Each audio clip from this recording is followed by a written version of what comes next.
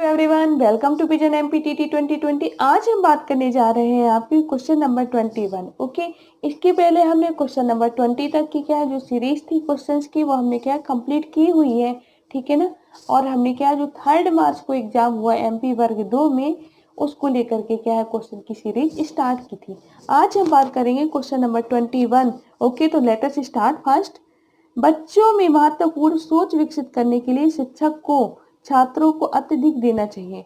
शिक्षक छात्रों को अत्यधिक क्या दे जिससे बच्चों में या उन छात्रों में क्या है महत्वपूर्ण सोच क्या है विकास हो सके या विकसित की जा सके, ठीक है ना। तो आपके जो ऑप्शन है क्या वो टीचर व्याख्यान दे जिससे बच्चों में क्या है महत्वपूर्ण सोच डेवलप की जा सके, क्या वो व्याख्यान है। सेकेंड है क्या आपका असाइनमेंट है, प्रदत्त कार्य है कि जिससे बच्चों में क्या है महत्वपूर्ण सोच डेवलप की जा सके। क्या वो टिप्पणियां हैं, आपकी नोट्स है, क्या वो टीचर नोट्स दे देगा कि लीजिए आपके नोट्स है और अब आपका क्या है महत्वपूर्ण सोच डेवलप हो जाएगी, ठीक है ना। फिर फोर्थ हमने दे दिया अधिरोपण, यानी कि हमें थोप दिया कि आपको ये करके लाना ही लाना है और आप क्या करिए, मतलब ये आपसे इससे आपका क्या होगा आपकी महत्वपूर्ण सोच डेवलप होगी। ये हमने थोप दिया कि नहीं आप करके ही लाएंगे, हर हाल पे करके लाना है। ओके, तो आप यहाँ पे समझ सकते हैं। अगर बात की जाती है आपका जो आंसर है सेकेंड है प्रदत्त का जो आपका असाइनमेंट दिया हुआ है आंसर, ठीक है ना। असाइनमेंट का मतलब होता है कि जब आप क्या है बच्चों को, ठीक है ना, कोई टास्क देते हैं करने के लिए, कोई कार्य देते हैं करने के लिए कि आपको ये कार्य स्वयं से करके लाना है, लेकिन वो जो कार्य आपने दिया है शिक्षा के क्षेत्र में, अगर शिक्षा के क्षेत्र में असाइनमेंट की बात की जाती है तो वो क्या होती है जो भी टॉपिक आपने पढ़ाए हैं, ठीक है ना, जिस प्रोजेक्ट पे आपने काम कराया है बच्चों से, जो भी चीजें आपने ऑलरेडी एक्सप्लेन की हुई हैं या करने वाले हैं, ठीक है ना, उनसे रिगार्डिंग उनसे रिलेटेड चीजें आप क्या असाइनमेंट में देंगे।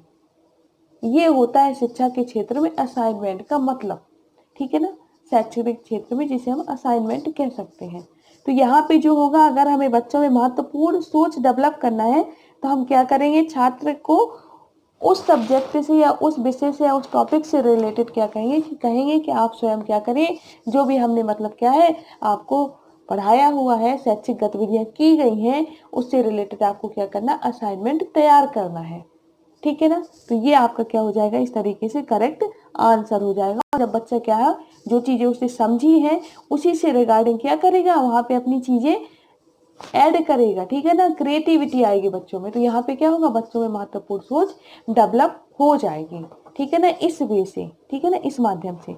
आपके अधिरोपण से नहीं होगी कि आपने थोप दिया अब आपको कोई मतलब नहीं, ठीक है ना, आपने कोई भी टॉपिक दे दिया आपको कोई लेना देना नहीं, ऐसे से क्या होगा बच्चों में महत्वपूर्ण सोच डेवलप नहीं होगी, जब वो जानते ही नहीं कैसे हो जाएगी उनमें, ठीक है ना। क्वेश्चन नंबर आपका 22। स्टर्नबर्ग के बुद्धि के घटकों में निम्नलिखित स्टर्नबर्ग के बुद्धि के घटकों में निम्न शामिल नहीं है, ठीक है ना। क्या शामिल नहीं है, जो स्टर्नबर्ग है जो आपके क्या है मनोवैज्ञानिक हुए, इन्होंने बुद्धि के संबंध में जो सिद्धांत दिया है उन सिद्धांतों में, ठीक है ना, कौन सा इनमें क्या सिद्धांत शामिल नहीं है, मतलब कौन सा घटक शामिल नहीं है कहें तो फैक्टर, ठीक। तो फर्स्ट है हमारा विश्लेषणात्मक बुद्धि, इसको हम क्या घटकी बुद्धि भी कहते हैं, ठीक है ना। सेकेंड है हमारा द्रव आसूचना केंद्र, फ्लड इंटेलिजेंस, ठीक है ना। थर्ड है हमारा रचनात्मक बुद्धि, यानी कि जिसे हम सर्जनात्मक भी कह सकते हैं, अनुभाविक भी कह सकते हैं, क्रिएटिव, ठीक है ना। फोर्थ है आपका प्रैक्टिकल इंटेलिजेंस, यानी कि व्यवहारिक बुद्धि या आपकी सांदर्भिक बुद्धि, ठीक है। शब्द वही है, घूम घूम के शब्द वही आ रहे हैं। सांदर्भिक का मतलब हमने पहले भी समझा हुआ था लास्ट वीडियो में, ठीक है ना। आपके अनुभाविक का मतलब भी समझा हुआ है सब। आप देख सकते हैं यहाँ पे जो इन्होंने एक सिद्धांत दिया है बुद्धि का त्रिचापी सिद्धांत, आप देख सकते हैं बुद्धि का त्रिचापी सिद्धांत किसने दिया है, आपके रॉबर्ट स्टर्नबर्ग ने दिया, ठीक है ना। इनके अनुसार बुद्धि वह योग्यता है जिससे व्यक्ति अपने वातावरण के प्रति या अपने पर्यावरण के प्रति अनुकूलित होता है, ठीक है ना। अपने तथा अपने समाज की अपने समाज और संस्कृति के उद्देश्यों की पूर्ति हेतु पर्यावरण के कुछ पक्षों का क्या करता है, वो चयन करता है और उन्हें परिवर्तित करता है। इस प्रकार ओवरऑल मतलब जो इनका सिद्धांत है त्रिचापी सिद्धांत है, ठीक है ना। और इन्होंने त्रिचापी सिद्धांत में 3 प्रकार की बुद्धि बताई है। पहला इन्होंने जो बताया घटकी या विश्लेषणात्मक बुद्धि है, सेकेंड आपका अनुभाविक या सर्जनात्मक बुद्धि है, थर्ड आपका सांदर्भिक या व्यवहारिक बुद्धि है। ठीक है ना। आप चाहें तो इनको इंग्लिश में भी इनके वर्ड याद रख सकते हैं, ठीक है ना। तो इनमें से हमारा कौन सा आंसर हो गया जो मतलब इससे मैच नहीं करता? आप देख सकते हैं द्रव आसूचना केंद्र, जो फ्लूइड इंटेलिजेंस है, ये इन्होंने नहीं दिया हुआ है, ठीक है ना। नेक्स्ट हम बात करेंगे, एक शिक्षक कक्षा में आंतरिक प्रेरणा का अभ्यास कैसे करा सकता है, ठीक है ना। एक शिक्षक चाहता है कि हमारे बच्चों में क्या हो, आंतरिक प्रेरणा का क्या है, अभ्यास कराना है, ठीक है ना। उन्हें अंदर से मतलब क्या करना है, प्रेरित करना है। तो उन्हें क्या करना चाहिए, टीचर को क्या करना चाहिए, ठीक है ना। फर्स्ट है हमारा, कक्षा के अनुशासन को नियंत्रित करने के लिए कक्षा नीतियां और नियम निर्धारित करके। अगर बच्चों में प्रेरणा का अभ्यास कराना है या प्रेरणा आंतरिक प्रेरणा लाना है, तो वो क्या करे कि कक्षा के अनुशासन को क्या करे, नियंत्रित कर दे, ठीक है ना। कि ना कोई बात करेगा, ना कोई मतलब उठेगा, ना कोई मतलब बैठेगा, ठीक है ना। और कक्षा की नीतियां और नियम निर्धारित कर दे, ठीक। मतलब एक मतलब क्या कर दे वो, रूल रेगुलेशन फॉलो कर दे कि भाई ऐसा करना है अब आपको, ठीक। क्या इससे बच्चों में आंतरिक प्रेरणा आ जाएंगी। सेकेंड है आपका, उच्च लक्ष्य निर्धारित करके उन्हें उच्च ग्रेड प्राप्त करने के लिए अभ्यास कराएं। उनका जो गोल है वो क्या करे, बहुत ही ऊंचा निर्धारित कर दे, ठीक है ना। बहुत ही मतलब क्या है, आगे तक का, ठीक है ना, बहुत उच्च है उनका जो लेवल है, उसके अनुसार उनका जो लक्ष्य है बहुत ऊपर का निर्धारित कर दे, और उस ग्रेड को पाने के लिए क्या करे, अभ्यास कराए। तो बच्चे आंतरिक रूप से प्रेरित होंगे। थर्ड है आपका, छात्रों को अपने कार्यों का चयन करने और स्वतः काम करने की अनुमति दे करके। छात्र क्या करें कि अपने कार्य का, उन्हें जो भी कार्य करना है, ठीक है ना, जो भी कार्य करना है एक्स वाई जेड, वो खुद ही चयन कर ले और क्या करें, स्वतः काम करने की अनुमति दे करके। कि वो मतलब उन्हें मतलब क्या करें, वो बच्चे खुद कोई क्या करें, अनुमति दें, स्वतः काम करने की अनुमति दे करके। कि यानी कि आप अपने आप को, अपने टॉपिक सिलेक्ट कर ले छात्र, और छात्र ही डिसाइड कर दे कि उन्हें क्या है, उस कार्य को करना है। और नहीं भी मन है तो नहीं करना है, स्वतः मतलब काम करने की अनुमति दें। कब करना है, कैसे करना है, मतलब टीचर का कोई रोलमेंट नहीं है, अब क्या है, बच्चे ही डिसाइड कर रहे हैं। तो क्या यहाँ पे आंतरिक प्रेरणा आ जाएगी, ठीक है ना। नेक्स्ट है आपका, छात्रों को पसंदीदा विकल्प बनाने और उन्हें उनकी पसंद के परिणामों के जवाबदेह रखने की अनुमति देकर।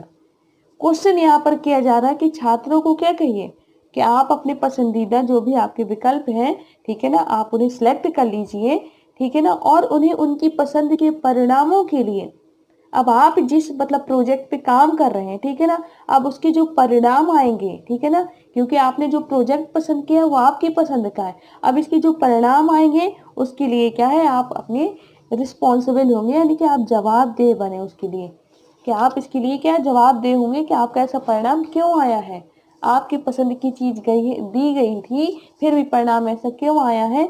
क्या इससे बच्चों में आंतरिक प्रेरणा आएगी? तो बिल्कुल सही आंसर है ये हमारा, कि बच्चों को क्या करना है, पसंद उनकी होगी, ठीक है ना, लेकिन हमें बच्चों को यहाँ थोड़ा सा जवाबदेह बना देना है, यानी कि रिस्पॉन्सिबल बना देना है, ताकि वो क्या करें, अपनी जिम्मेदारी को समझें, और आपके सामने जो उन्होंने वर्क किया है, जो वर्क का लोड लिया है, उसको क्या करे, वो प्रॉपर तरीके से पूरा भी करे और अपनी जवाबदेही समझें, ठीक है ना। इस तरीके से जब बच्चे के मन में क्या होगा कि हाँ मुझे ये कार्य करना है और मुझे मतलब कि टीचर को बेस्ट प्रेजेंट करना है, तो अंदर से क्या होगा, बच्चे अभिप्रेरित होंगे उस कार्य को करने के लिए, ठीक। क्वेश्चन नंबर नेक्स्ट है आपका, किस मानसिक गतिविधि के माध्यम से उपलब्ध जानकारी को निष्कर्ष में स्थानांतरित किया जाता है। किस मानसिक गतिविधि के माध्यम से उपलब्ध जानकारी को निष्कर्ष में स्थानांतरित किया जाता है। क्वेश्चन क्या कह रहा है कि ऐसी कौन सी मानसिक गतिविधि है, ठीक है ना, ऐसी कौन सी मानसिक गतिविधि है जिसके माध्यम से आप क्या करेंगे, जो भी उपलब्ध जानकारी है उसके माध्यम से आप निष्कर्ष में क्या है, स्थानांतरित किया जाता है। उपलब्ध जानकारी को क्या है, उपलब्ध जानकारी जो भी है हमारे पास, हमने उससे क्या रिजल्ट प्राप्त कर लिया, पर हमने ये जो रिजल्ट प्राप्त किया, पर हमने उसके लिए कौन सी मानसिक गतिविधि की, क्वेश्चन ये पूछा जा रहा है, ठीक है ना। फॉर एग्जाम्पल आपको मैथ के सवाल दिए जाते हैं, ठीक है ना, हमें क्या है उसकी चीजें दे दी गई कि आपका ये है ये, ठीक है ना, इतना इतनी लंबाई है, इतनी चौड़ाई, इतनी ऊंचाई है, अब आपको क्या करना है, इसका आंसर देना है, ठीक है ना। अब आपने उसका क्या किया, आपने क्या किया, उस सवाल को पढ़ा और उसके जितने भी फैक्ट थे, ठीक है ना, जितने भी उपलब्ध जानकारियां थी, उसको क्या करके एकत्र करके उसको क्या सॉल्व करके, ठीक है ना, उसको आपने क्या किया, आंसर निकाल दिया, ठीक है ना, उसका क्या कर दिया, आपने आंसर निकाल दिया, यानी कि निष्कर्ष निकाल दिया। अब आपने ये जो प्रोसेस की, ठीक है ना, ये जो प्रोसेस की, जो मानसिक गतिविधि की, ठीक है ना, उस गतिविधि को नाम बताना है कि वो कौन सी गतिविधि की आपने, जिसके माध्यम से आपका रिजल्ट आ गया। तो क्या वो चिंतन है, क्या वो समस्या समाधान है, क्या वो तर्क है, क्या वो प्रेरणा है। तो यहाँ पे आपको पता है प्रेरणा से तो ऐसा कुछ है नहीं है, प्रेरणा यहाँ पर बिल्कुल भी क्या है, इस तरीके की गतिविधियों में शामिल नहीं, ये आपकी मानसिक प्रक्रिया नहीं है अगर मैं कहूँ तो इस तरीके से आपकी प्रेरणा गलत हो जाएगी। ठीक, अब बात की जाती है आपकी समस्या समाधान की। समस्या समाधान यानी कि आपका निष्कर्ष निकल आया, वो क्या है, आपका समस्या समाधान हो गई। आपने क्वेश्चन की जो उपलब्ध जानकारियां थी उनको सॉल्व करके आपने क्या किया, निष्कर्ष निकाल दिया, वो आपका क्या हुआ, समस्या का समाधान मिल गया आपको, समस्या समाधान हो गई, ठीक है ना, समस्या का हल मिल गया मतलब। अब बचते हैं आपके दो ऑप्शन, चिंतन एंड तर्क, ठीक है ना, ये दोनों आपके क्या है, गलत हैं। अब आपके जो चिंतन और तर्क बचते हैं, अब चिंतन और तर्क में आपको डिसाइड करना है कि क्या है।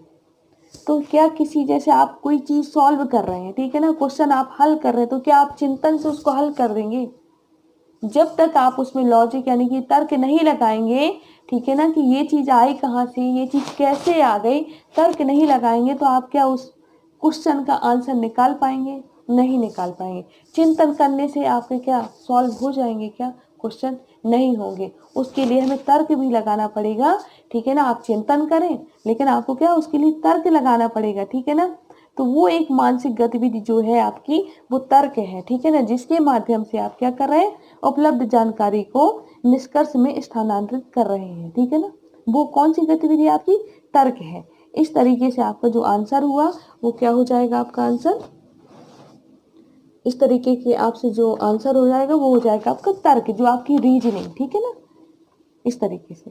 नेक्स्ट बात करें, स्मृति का कौन सा भाग आपके द्वारा शादी के दिन पहने गए कपड़े की स्मृति को संग्रहित करता है। स्मृति का कौन सा भाग आपके द्वारा शादी के दिन पहने गए कपड़े की स्मृति को संग्रहित करता है, ठीक है ना।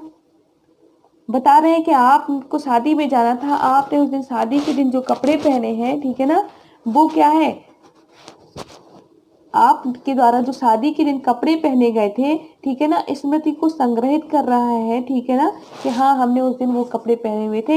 ये किस स्मृति के अंतर्गत आ रहा है, आत्म कथात्मक स्मृति, जिसे ऑटोबायोग्राफिकल मेमोरी कहते हैं, घोषणात्मक स्मृति, डिक्लेरेटिव जो मेमोरी है, क्या वो प्रक्रियात्मक स्मृति है, ठीक है ना, प्रोसीडरल जो मेमोरी है आपकी, सहभागी स्मृति, पार्टिसिपेटिव जो मेमोरी है आपकी, ठीक है ना। अगर हमें यहाँ पे ऑप्शन के मतलब क्या है, अगर नहीं पता करेक्ट, तो हम क्या कर सकते हैं, यहाँ पे हमने स्मृति में आपकी ये जो आपकी डिक्लेरेटिव है इसके बारे में पढ़ा हुआ है, आपके जो क्या है प्रोसीजरल है ये भी हमने क्या पढ़ा हुआ है, ठीक है ना, जो आपकी प्रक्रियात्मक है।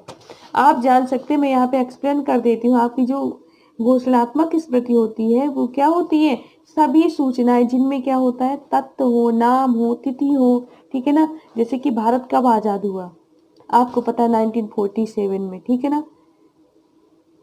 मेढक कैसा प्राणी है, उभयचर प्राणी है, ठीक है ना। इस तरीके के क्या है क्वेश्चन जो आपके क्या फैक्ट बेस होते हैं, ठीक है ना, नाम बेस होते हैं, तिथि बेस होते हैं, आपने क्या किया उसको, ये आपकी कहलाती है घोषणात्मक स्मृति, ठीक है ना। अगर बात की जाती है प्रक्रियात्मक स्मृति की, तो इसके अंतर्गत जिस कार्य को पूरा करने के लिए आपको क्या हो कौशल की आवश्यकता पड़ती है, वो कहलाती है आपकी प्रक्रियात्मक स्मृति, ठीक है ना। कैसी स्मृति कहलाती है, प्रक्रियात्मक स्मृति कहलाती है। कौशल, जैसे साइकिल चलाना, चाय बनाना, कौशल की आवश्यकता होती है, ठीक है ना, ये आपकी हो गई। अब बात करते हैं इन दोनों में से ये कोई नहीं है, जो आपका आंसर है वो है आत्मकथात्मक।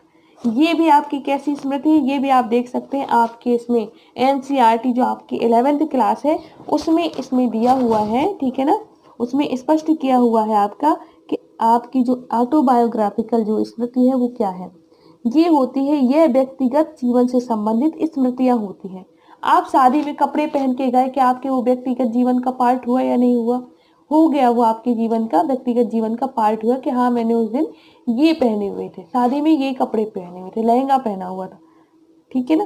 तो आपकी जीवन से क्या है संबंधित स्मृतियां होती हैं, ठीक है ना, व्यक्तिगत जीवन से, जो पूरे जीवन में समान रूप से क्या होती है, वितरित नहीं होती हैं, कभी कम या कभी ज्यादा होती है। क्यों?